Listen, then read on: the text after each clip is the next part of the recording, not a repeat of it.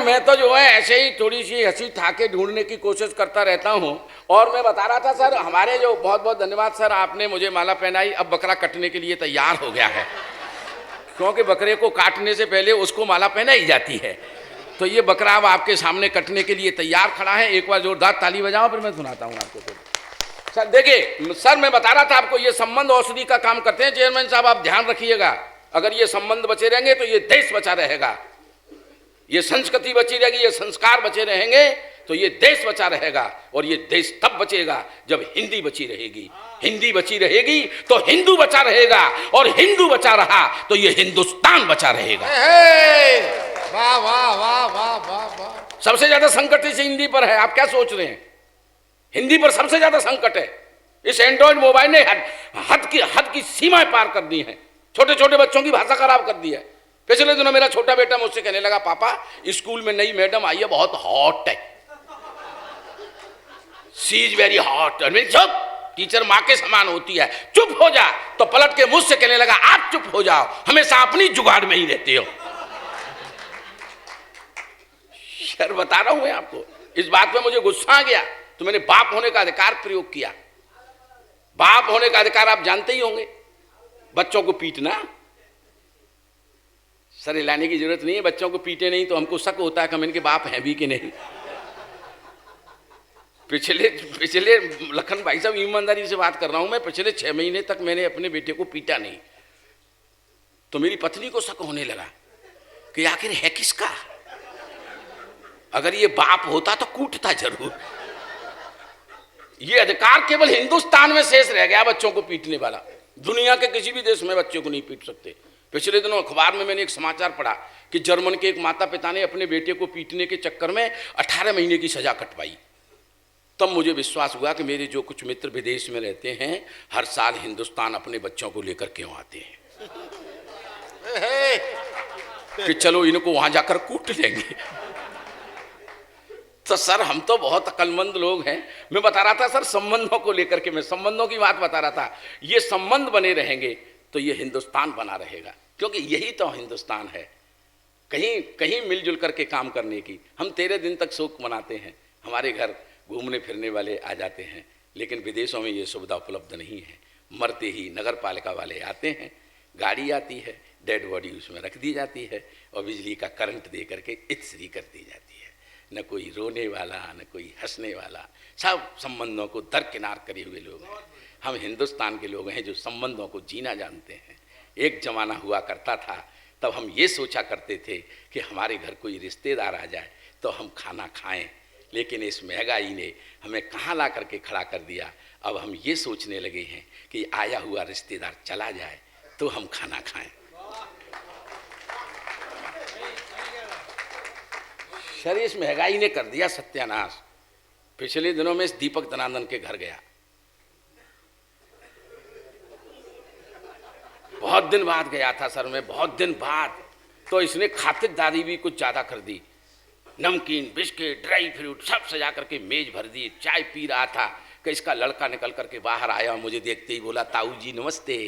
अरे मैंने कि इसके घर में हिंदुस्तान की संस्कृति जिंदा है। लड़का ताऊ कह रहा है। अरे मैंने कि बहुत अच्छा घर है, खातिरदारी कुछ ज़्यादा ही होगी। तो मैं दूसरे दिन फिर चला गया। लालच बुरी बला, मैं चला गया दूसरे दिन। मैं चाय पी रहा था कि फिर लड़का निकल करके आया, देखते ही मुझे बोला, चाचा जी नमस्ते। अरे मैंने कि रिश्ते में गिरावट आ गई। कल ताऊ कह रहा था, चाचा कह रहा है ना। मैंने कि देखे रिश्ते को कितना गिराएगा, इस बात की जांच होनी चाहिए। तीसरे दिन में फिर चला गया, दरवाजा खुला, वही लड़का, लखन भाई साहब वही लड़का बाहर निकला और मुझे देखते ही बोला, मामा जी नमस्ते। अरे मैंने कि बेड़ा गर्क कर दिया तूने तो। पहले दिन ताऊ, दूसरे दिन चाचा और आज मामा तक आ गया। तो कहने लगा, अंकल जी मेरा कोई कसूर नहीं है। अरे मैंने कि कसूर वसूर को मार गोली, रिश्ते को कितना गिराएगा, क्या कल अपना साला बनाएगा। तो कहने लगा, अंकल जी मेरा कोई कसूर नहीं है। पहले दिन आप आए थे तो पापा बड़ा भैया, बड़े भैया का कह रहे थे आपसे, तो मैंने सोच लिया बड़े हैं, मैंने ताऊ जी कह दिया था। दूसरे दिन आपका नाम ही तो ले रहे थे तो मैंने सोचा आप तो छोटे हैं तो मैंने चाचा कह दिया था। और आज जब आप आ रहे थे तो पापा मम्मी से कह रहे थे चाय बना लो, वो साला फिर आ गया।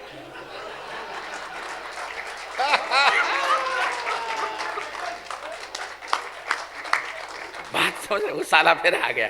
तो इस महंगाई ने भी हमारे रिश्तों को खत्म कर दिया चेयरमैन साहब, ईमानदारी से बता रहा हूँ, इस महंगाई ने। लेकिन मैं बता रहा था आपको, इन रिश्तों में औषधीय गुण होता है, औषधीय गुण होता है। ईमानदारी से बिल्कुल सच्ची घटना पर आधारित बात आपको बता रहा हूं संजय भैया।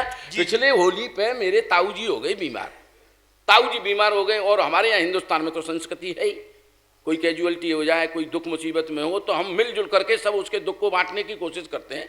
आखिर उस दुख को कम तो नहीं करते, लेकिन बांट लेते हैं हम मिलजुल करके बैठ करके। तो हमारे ताऊ जी बीमार हो गए, सब रिश्तेदार देखने के लिए आना शुरू हो गए, सब रिश्तेदार आ लिए, लेकिन ताऊ जी ठीक नहीं हो, आईसीयू में भर्ती थे, बिल्कुल कोमा जैसी स्थिति में थे। ताऊ जी ठीक नहीं हो, सब रिश्तेदार आ लिए, ताऊ जी ठीक नहीं हो। सबसे बाद में हमारी छोटी मौसी आई, छोटी मौसी। और अस्पताल के गेट पे जैसे ही छोटी मौसी ने कही, जीजा,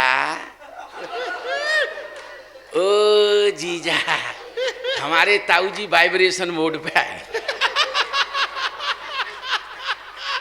तंद्रा जाग गई ताऊ की, जीजा, ओ जीजा, ताऊ जी वाइब्रेशन मोड पे, को सीमा आ गई है कहा,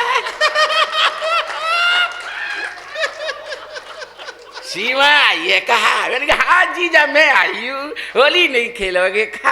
अरे आजा भाई, आखिरी होली खेल ले, आजा भाई।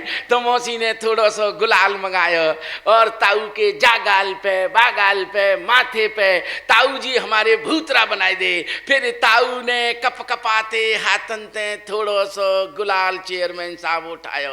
अब हाथ गाल तक पहुँचो या नहीं पहुँचो, गुलाल लगो या नहीं लगो, ये तो पता नहीं चली। लेकिन जिस समाचार हमारे पूरे मोहल्ला में लीक है, हमारा ताऊ भाई दिनाते ठीक है।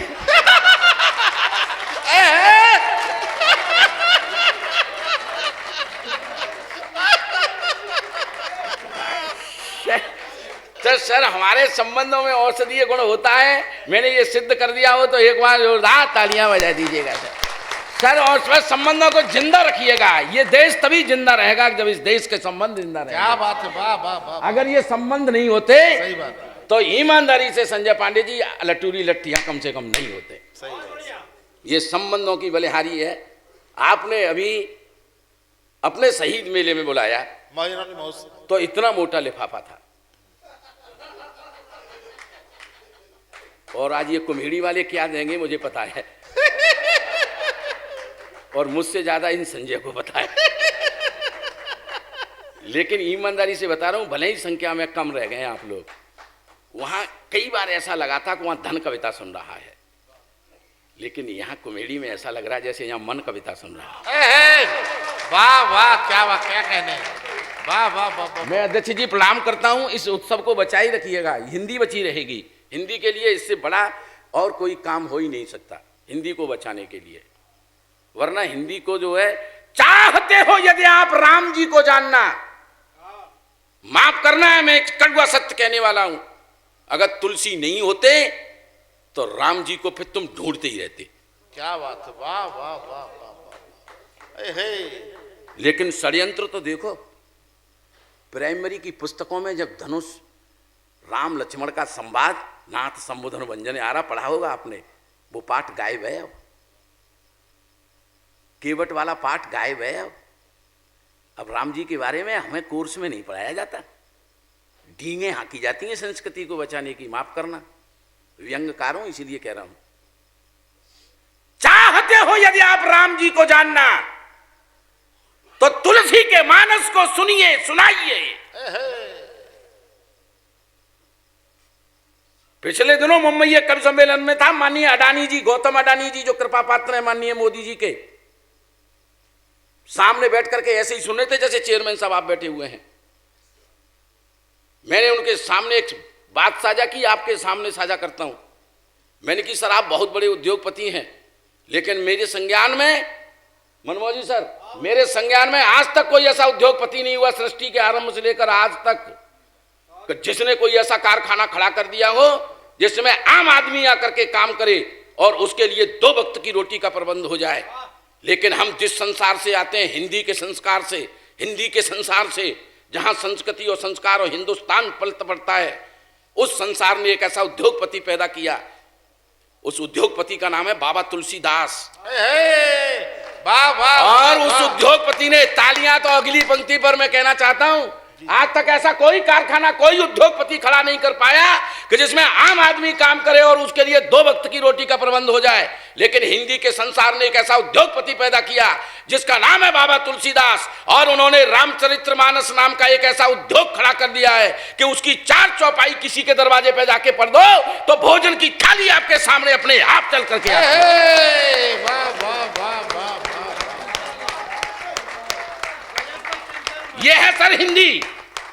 चाहते हो यदि आप राम जी को जानना, तुलसी के मानस को सुनिए सुनाइए, बाल कृष्ण लीलाओं का सुख तभी मिलता है। आप सूर सागर में डुबकी लगाइए, आप सूर सागर में डुबकी लगाइए। ये ज्ञान चक्षु खोलने को साखियां कबीर की हैं। सांच बराबर तप नहीं, झूठ बराबर पाप, जाके हृदय सांच है ताके हृदय आप। ज्ञान चक्षु खोलने को साखियां कबीर की है। प्रेम के अनन्य पद मीरा के भी गाइए, किंतु है निवेदन जो मानना पड़ेगा सब है, सबसे पहले आप अपनी हिंदी सीख जाइए। क्या बात है। वाह वाह वाह वाह। इस कॉन्वेंट एजुकेशन ने हिंदी को कहां ला करके खड़ा कर दिया है। हमारी नौजवान पीढ़ी को यह समझाया जा रहा है कि हिंदी में पढ़ लिख करके आप कामयाब नहीं हो सकते, यह सिखाया जा रहा है। जबकि कंप्यूटर के युग में यह सिद्ध हो चुका है। डॉक्टर अखिल आनंद भी जानते हैं, मनमोहन जी भी जानते हैं, दीपक दलान भी जानते हैं, आप सब जानते हैं। आप बहुत बड़े लोग हैं, मैं जानता हूं कितने बड़े लोग नीचे बैठ करके कविता सुन रहे हैं। आप सब जानते हैं कि टंकड़ की, कंप्यूटर के युग में टंकड़ की सर्वोत्तम भाषा अगर कोई है, उच्चारण की सर्वोत्तम अगर कोई भाषा है, तो उस भाषा का नाम दोस्तों है हिंदी।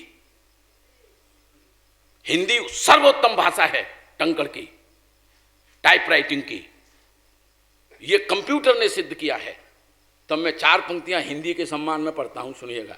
स्वागत स्वागत। हमारे ये सब कवि जानते हैं कि हिंदी के कवियों की जो डिमांड पूरे संसार भर में है, पूरे संसार में हिंदी के कवियों को ही बुलाया जाता है।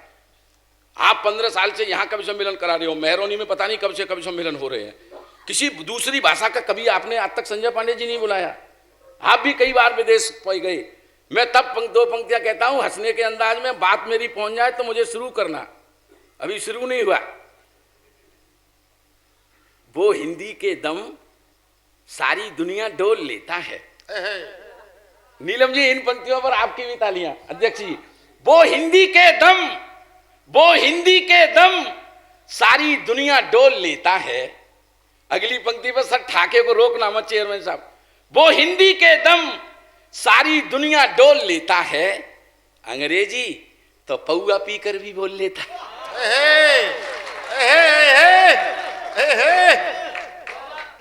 वो हिंदी के दम सारी दुनिया डोल लेता है, अंग्रेजी तो पौआ पीकर भी बोल लेता है। न जाने क्यों इतनी मिठास है अपनी भाषा में, क्या बोलने से पहले मिश्री घोल लेता है, क्या बोलने से पहले मिश्री घोल लेता है। मुझे समय की मर्यादा का ध्यान है, मैं 1-2 छंद सुना देता हूं आपको।